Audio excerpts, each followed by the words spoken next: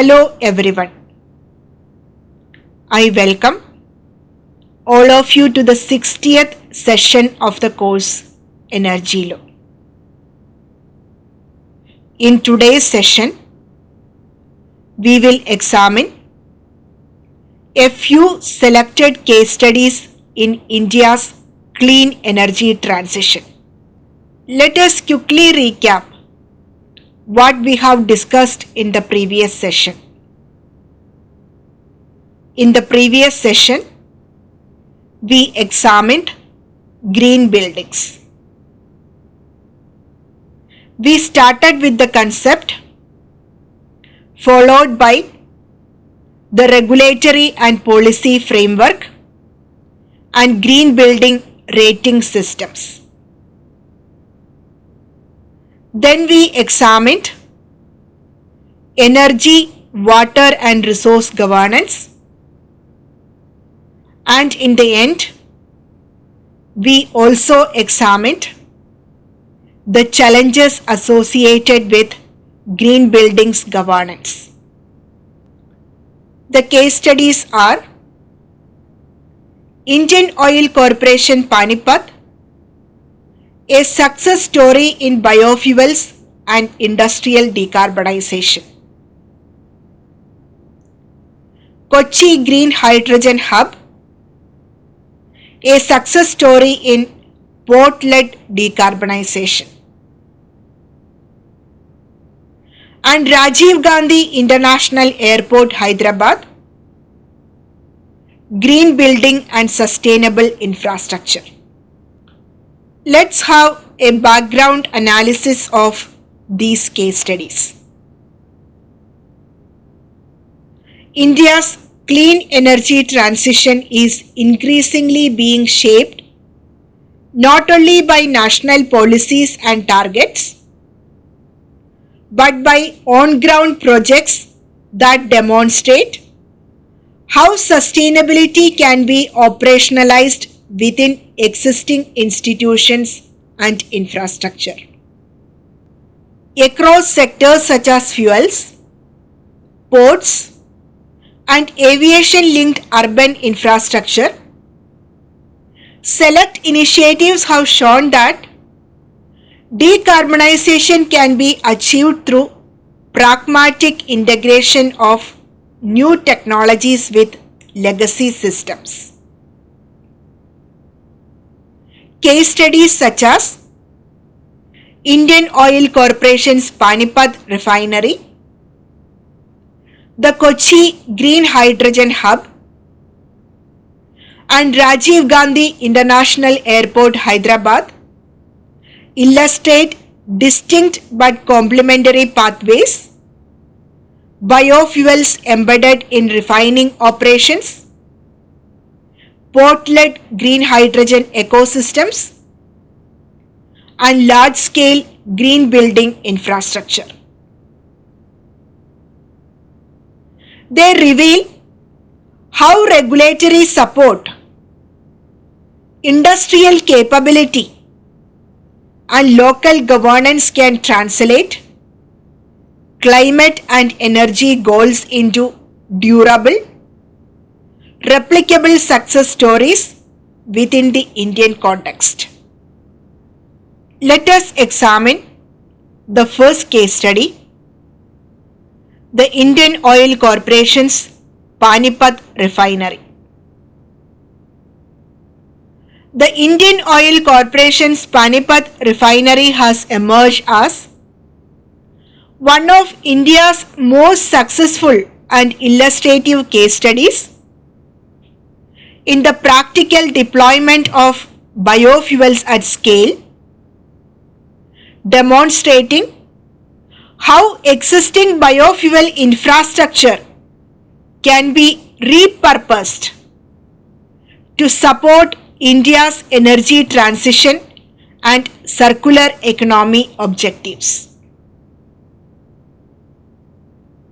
Rather than relying on greenfield projects, the Panipat model shows how biofuels can be integrated into legacy refining systems delivering measurable climate and energy security benefits. At the core of its success is IOL Panipat's leadership in ethanol and second generation biofuel integration. The refinery has been a major anchor for India's ethanol blending program, facilitating high volume blending of ethanol with petrol and reliable offtake for biofuel producers. This is India's first commercial scale 2G ethanol plant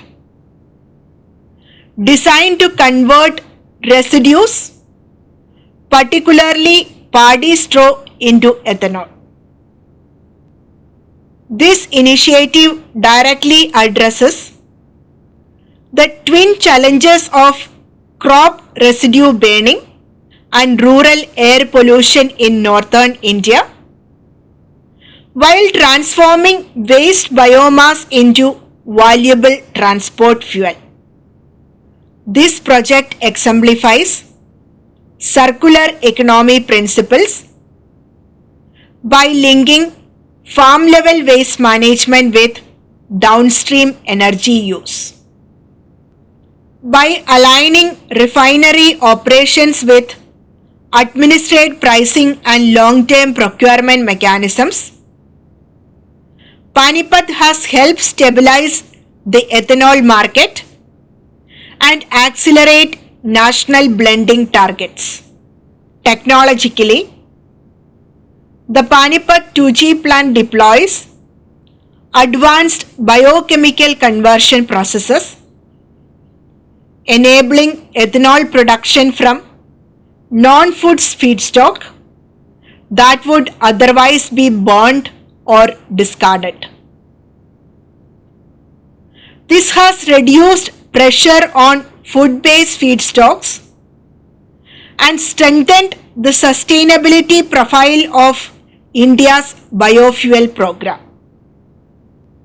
The integration of the plant with refinery infrastructure has further reduced logistic cost and improved operational efficiency. From a policy and legal standpoint, the Panipat case illustrates the importance of regulatory certainty and state-backed offtake guarantees.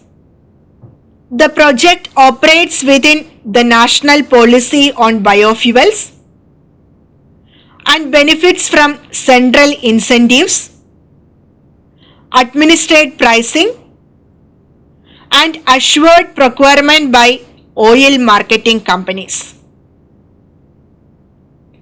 These instruments have mitigated market risk and encouraged long-term capital investment in advanced biofuels.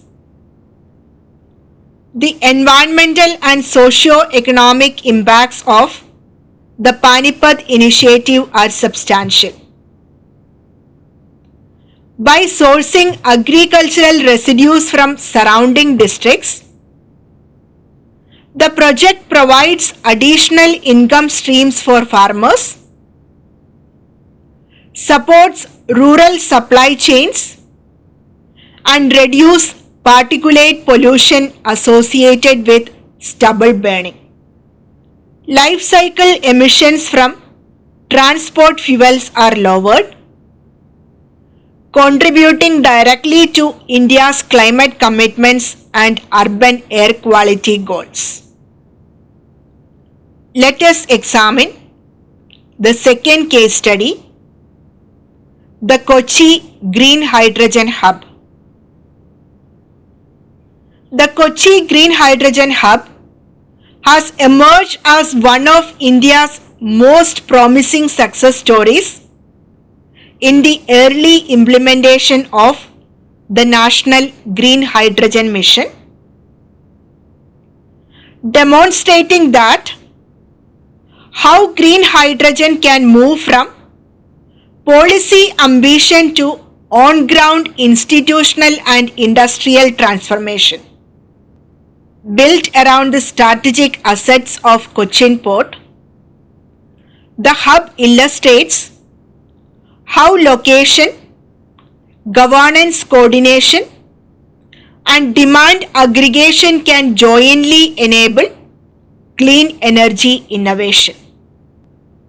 By anchoring hydrogen production close to existing industrial consumers and maritime infrastructure, the hub reduces transport risk, improves safety oversight, and enhances commercial viability. Industries in and around Kochi, particularly refining and petrochemicals, were already major hydrogen users. Replacing fossil-based hydrogen with renewable-powered green hydrogen allowed immediate emission reductions without disrupting core industrial operations. This ensured early demand, a critical factor in de-risking investment. Another defining achievement of the Kochi hub has been its integration with renewable energy systems. Green hydrogen production has been linked to dedicated solar and wind power through open access and captive arrangements, aligning with additionality principles and strengthening environmental credibility. This integration demonstrates that hydrogen can complement rather than compete with electricity decarbonization by absorbing renewable power and supporting system flexibility. The hub has also made notable progress in the maritime sector, positioning Kochi as a front runner in green shipping readiness. The development of pilot facilities for hydrogen and green ammonia bunkering signals a future in which ports serve not only as logistics centers but also as clean fuel gateways. Institutional coordination has been central to this success. The convergence of central mission level support, proactive state facilitation by Kerala, and operational leadership from port authorities has enabled faster approvals, land access, and infrastructure planning. Conscious of water stress concerns, Kochi projects have prioritized desalinated and treated wastewater for electrolysis, minimizing pressure on freshwater resources. This proactive approach has enhanced public acceptance and positioned the hub as environmentally responsible rather than merely technologically advanced. Economically, while green hydrogen remains cost intensive, Kochi model shows how co-location, assured offtake, and infrastructure sharing can narrow viability gaps.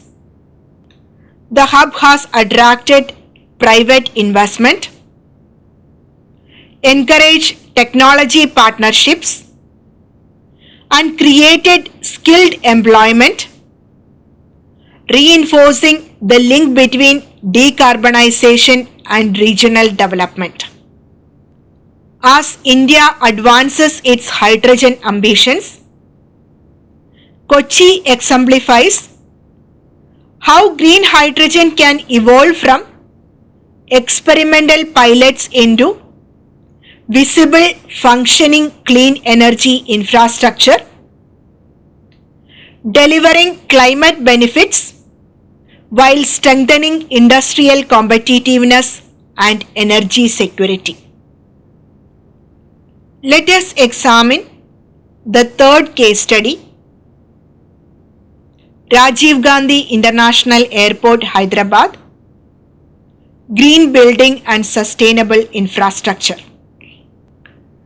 Rajiv Gandhi International Airport, Hyderabad is widely regarded as one of India's leading examples of large-scale green infrastructure, demonstrating how sustainability principles can be embedded into complex high-energy public facilities such as airports. Developed and operated by GMR Hyderabad International Airport Limited, Rajiv Gandhi International Airport integrates energy efficiency, renewable energy, water stewardship, waste management, and biodiversity conservation within a legally regulated aviation and urban infrastructure framework. The terminal buildings incorporate passive design strategies, including extensive use of natural daylight, high-performance glazing, and energy-efficient HVAC systems to reduce cooling loads in Hyderabad's hot climate. Building orientation, shading devices, and material choices were optimized to minimize heat gain while maintaining passenger comfort. The airport has achieved LEED Gold certification, signaling compliance with internationally recognized green building standards, covering energy performance, water efficiency, indoor environmental quality, and materials management.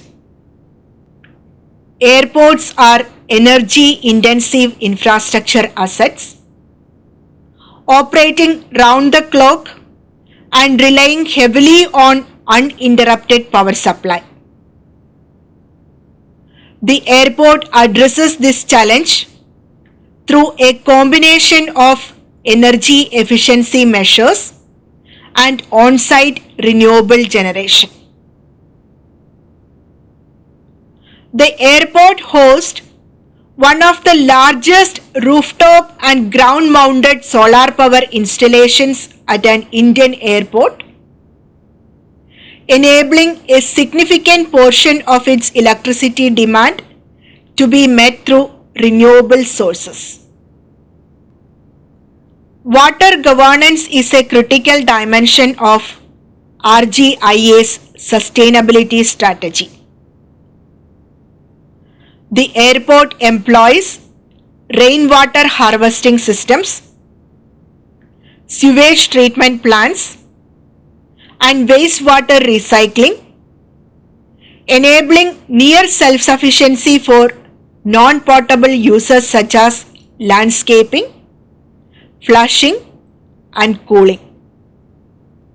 RGIA has adopted a comprehensive solid waste management framework, including source segregation, composting of organic waste, and recycling of dry waste streams.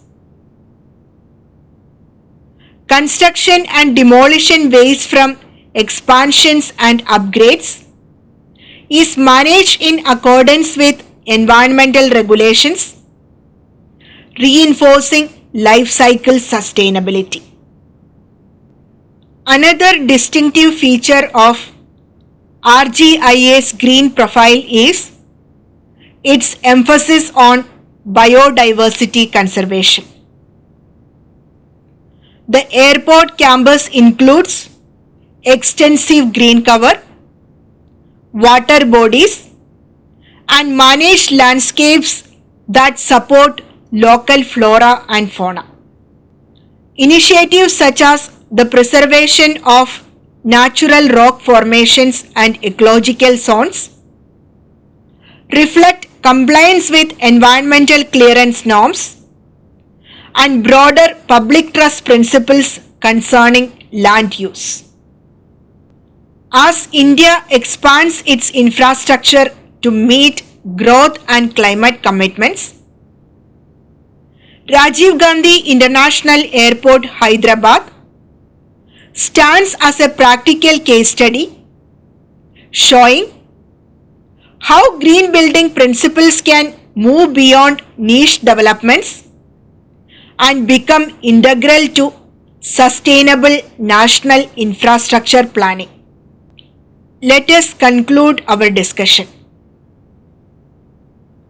The case studies underscore that India's energy transition is being advanced through context-specific, institutionally grounded solutions rather than one-size-fits-all models. The experiences of IOC Panipat, the Kochi Green Hydrogen Hub, and RGIA Hyderabad show how existing industrial, port and infrastructure systems can be reoriented toward sustainability when supported by regulatory certainty, coordinated governance, and technological adaptation. They also highlight a common lesson. Successful decarbonization depends as much on institutional design, contractual frameworks, and operational capacity as on the choice of technology. As India scales its clean energy ambitions, these examples demonstrate that well-governed projects can serve as anchors for wider systemic change, transforming policy intent into measurable environmental and economic outcomes.